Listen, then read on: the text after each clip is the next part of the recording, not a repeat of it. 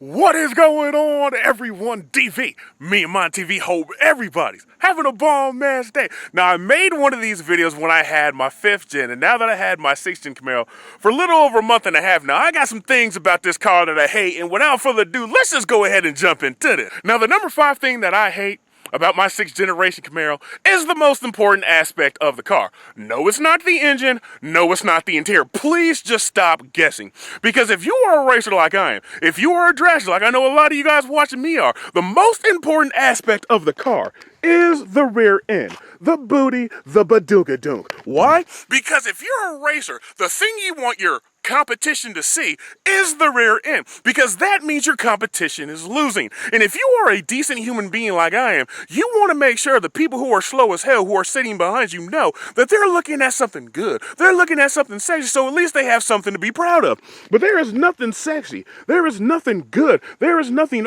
so scrumptious about the rear end of a 6th generation Camaro.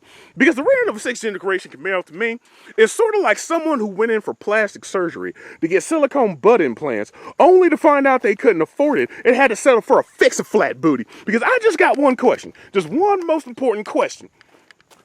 Where the hell's the booty at? I mean, this thing is flat like a freaking ironing board. Who wants a badass car with a flat booty? Somebody talk to me. Somebody tell me something. So, I don't understand what the engineers at General Motors were thinking when they designed the 6th generation Camaro. Now, the number 4 thing that I hate about my 6th generation Camaro, once again, deals with the booty. It is one of the most influential and one of the most important aspects of a car.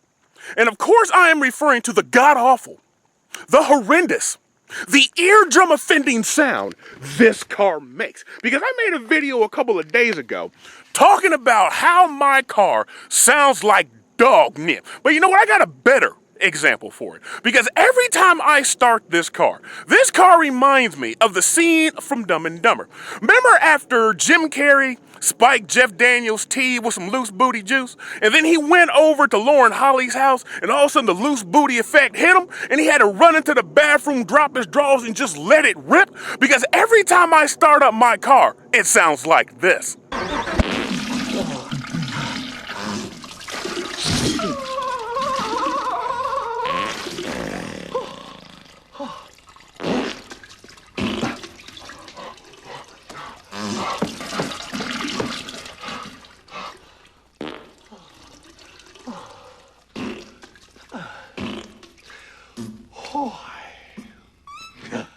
And do not get me started with the idle, because the way this car idles, it sounds worse than having to listen to a Dallas Cowboy fan say, "How about them Cowboys?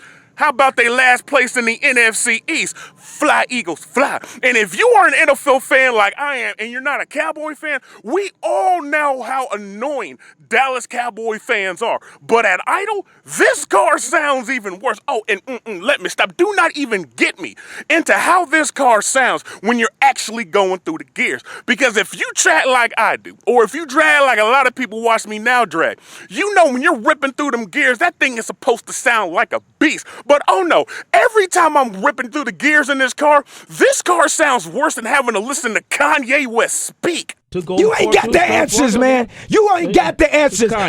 You ain't got the answers. You ain't got the answers, Sway. And what pisses me off is because GM knew when they were designing this car just how god-awful this car sounded. Because I picture the engineers at General Motors when they were developing this car and when they were trying to fine-tune the sound, I pictured them just off that same scene like Jim Carrey was when he spiked Jeff Daniels' tea with the loose booty juice. When they were designing this car and noticing just how horrible it sounded, I guarantee you each and every one of them were doing this.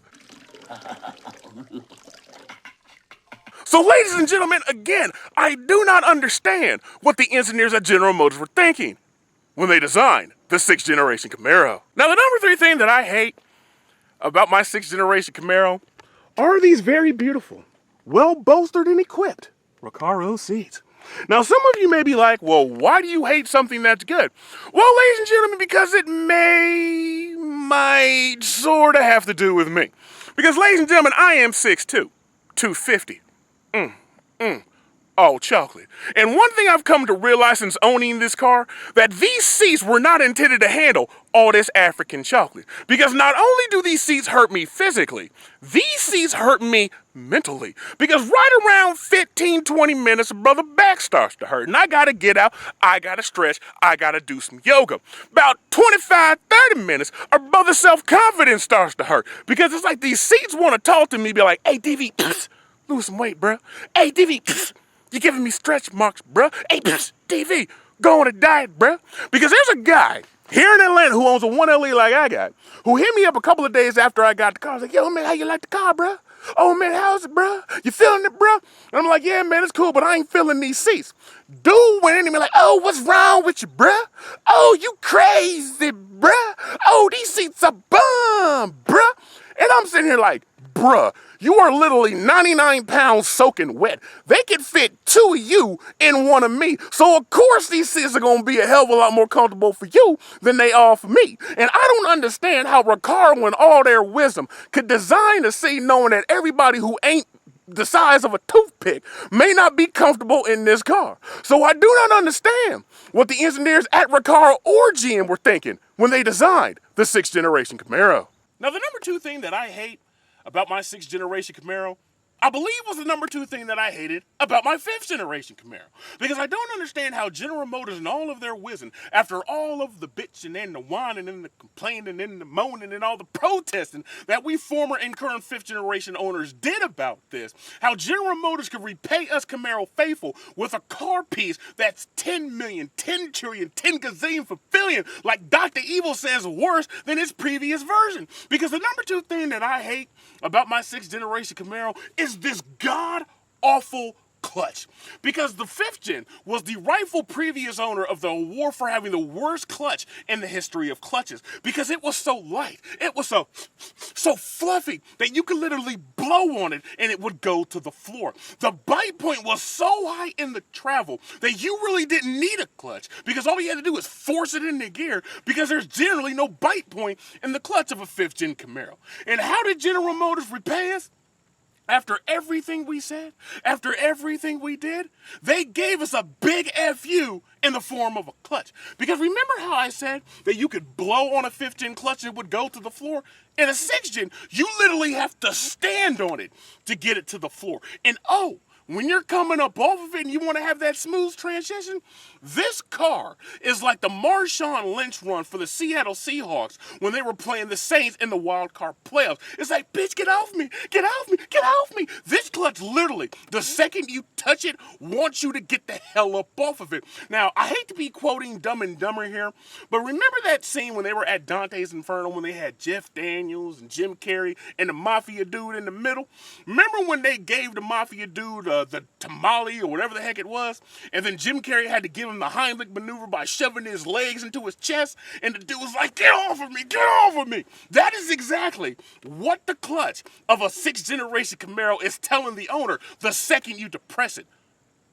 So I don't understand what the hell General Motors were thinking when they designed the 6th generation Camaro. Now the number 1 thing that I hate about my 6th generation Camaro is the fact that I had to give up a car that anyone who knows me, anyone who's a part of the channel, knows that I love dearly, because I had a lot of fun times in that car, did a lot of good things with that car, met a whole bunch of cool people because of that car, learned how to drive on a track.